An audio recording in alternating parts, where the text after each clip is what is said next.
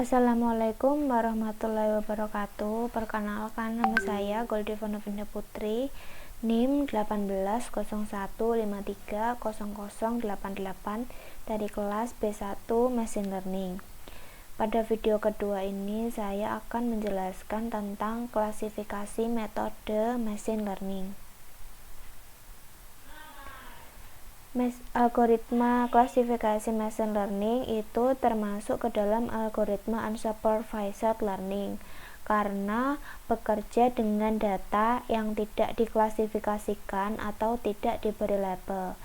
Algoritma klasifikasi ini digunakan untuk klasifikasi teks, analisis sentimen, deteksi spam, deteksi penipuan, segmentasi pelanggan, dan klasifikasi gambar. Berdasarkan input dan output, artinya dapat membantu suatu organisasi dalam memecahkan berbagai masalah real yang dalam skala besar. 1. Input discrete menghasilkan model output discrete. Contohnya decision tree learning. 2. Input continue menghasilkan model output continue dan discrete. Contoh artificial neural network.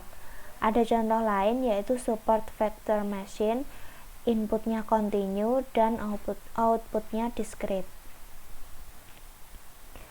2. Berdasarkan online atau offline. A. Offline learning atau batch learning, yaitu model yang dilatih menggunakan pembelajaran batch dipindah ke produksi hanya secara berkala berdasarkan kinerja model yang dilatih dengan data baru.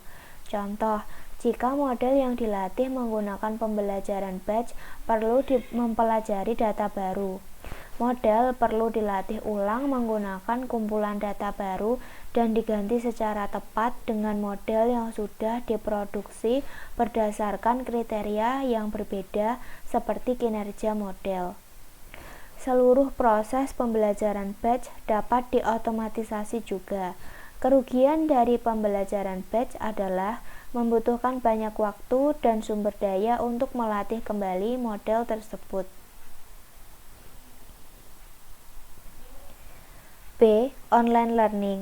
Pembelajaran online sangat bagus untuk sistem pembelajaran mesin yang menerima data sebagai aliran berkelanjutan.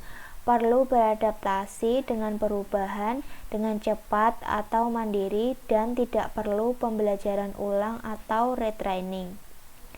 Salah satu kelemahan besar dari sistem pembelajaran online adalah jika diisi dengan data yang buruk, sistem akan memiliki kinerja yang buruk dan pengguna akan melihat dampaknya secara instan. Contoh, pembaruan data mengenai model barang terbaru. 3. Berdasarkan mudah atau sulit diinterpretasikan. Dari segi mudah, contoh ada yang pertama logistic regression. Algoritma ini biasa digunakan untuk menghitung nilai probabilitas, sehingga output yang dihasilkan berada antara nilai 0 hingga 1. Contoh penggunaannya adalah proses pengajuan kredit di bank. Contoh yang kedua, decision tree. Algoritma jenis ini melakukan tugasnya dengan menggunakan konsep struktur flowchart bercabang, menggunakan decision rules atau aturan-aturan keputusan. Contoh pohon keputusan.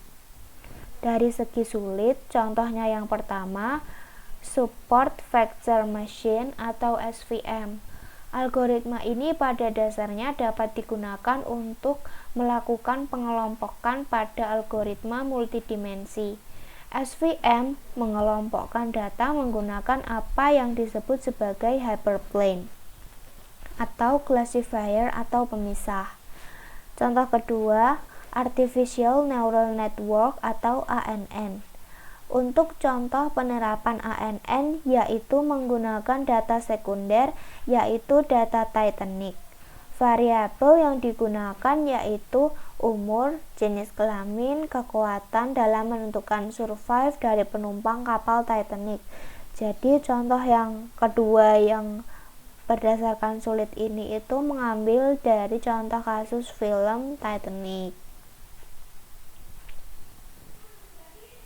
Ini adalah contoh untuk pohon keputusannya. Ini bentuknya seperti flowchart. Di sini ada kata makan. Kalau kita makan setelah jam 12.30, maka kita akan kelaparan. Dan jika kita makan sebelum jam 12.30, maka kita akan tertinggal materi. Apabila kita tertinggal materi, apakah kita kelaparan dan tertinggal materi? Di sebelah kiri ada pilihan tidak, dan di sebelah kanan ada pilihan ya untuk kenyang. Jadi bentuknya seperti pohon keputusan. Lalu di sini ada contoh SVM. Contoh SVM-nya ini berupa grafik, dan di sini ada lingkaran dengan dua warna berbeda, yaitu ungu dan krim, dan di tengahnya itu ada garis hyperplane dengan margin antara sisi kanan dan kirinya. Ini itu contohnya seperti kelompok orang dan jenis makanan yang mereka sukai. Nah, itu dipisahkan oleh garis support vector yang bernama hyperplane. 4. Berdasarkan induktif atau deduktif. Induktif, penalaran yang menghasilkan kesimpulan berdasarkan observasi ganda. Contoh EGGS algorithm, prolog EBG. Deduktif, penalaran yang menghasilkan kesimpulan berdasar premis atau konsep sebelumnya. Contoh Bayesian learning, decision tree learning. Contoh untuk algoritma klasifikasi. Contoh 1.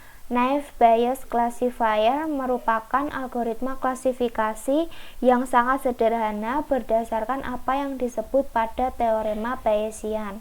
Algoritma ini memiliki satu sifat umum, yaitu setiap data diklasifikasikan tidak bergantung pada fitur lain yang terikat pada kelas atau biasa disebut dengan independen. Artinya, satu data tidak berdampak pada data yang lain. Meskipun algoritma ini merupakan algoritma yang tergolong sederhana, namun naive Bayes dapat mengalahkan beberapa metode klasifikasi yang lebih canggih. Algoritma ini biasa digunakan untuk deteksi spam dan klasifikasi dokumen teks.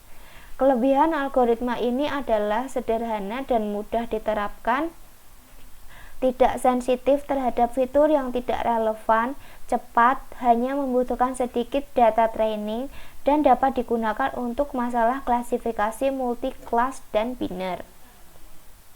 Contoh kedua, decision tree membangun model klasifikasi dan regresi dalam bentuk struktur pohon. Algoritma ini menguraikan kumpulan data menjadi himpunan bagian yang lebih kecil dan menghubungkannya menjadi pohon keputusan yang terkait. Tujuan utama dari algoritma decision tree adalah untuk membangun model pelatihan yang digunakan untuk memprediksi nilai variabel target dengan mempelajari aturan keputusan.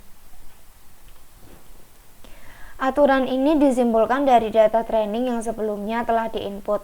Keuntungan algoritma ini adalah mudah dimengerti, mudah menghasilkan aturan, tidak mengandung hyperparameter, dan model decision tree yang kompleks. Dapat disederhanakan secara signifikan dengan visualisasinya. Contoh 3, ada support vector machine atau biasa dikenal dengan algoritma SVM. Adalah algoritma machine learning yang digunakan untuk masalah klasifikasi atau regresi. Namun aplikasi yang paling sering digunakan adalah masalah klasifikasi. Algoritma SVM banyak digunakan untuk mengklasifikasikan dokumen teknis, misalnya spam filtering, mengkategorikan artikel berita berdasarkan topik, dan lain sebagainya. Keuntungan algoritma ini adalah cepat, efektif untuk ruang dimensi tinggi, akurasi yang bagus, powerful, dan fleksibel, dan dapat digunakan di banyak aplikasi. Terima kasih, sekian presentasi yang dapat saya sampaikan mengenai algoritma klasifikasi pada machine learning. Mohon maaf apabila ada kesalahan kata dan kesalahan informasi. Saya ucapkan terima kasih. Wassalamualaikum warahmatullahi wabarakatuh.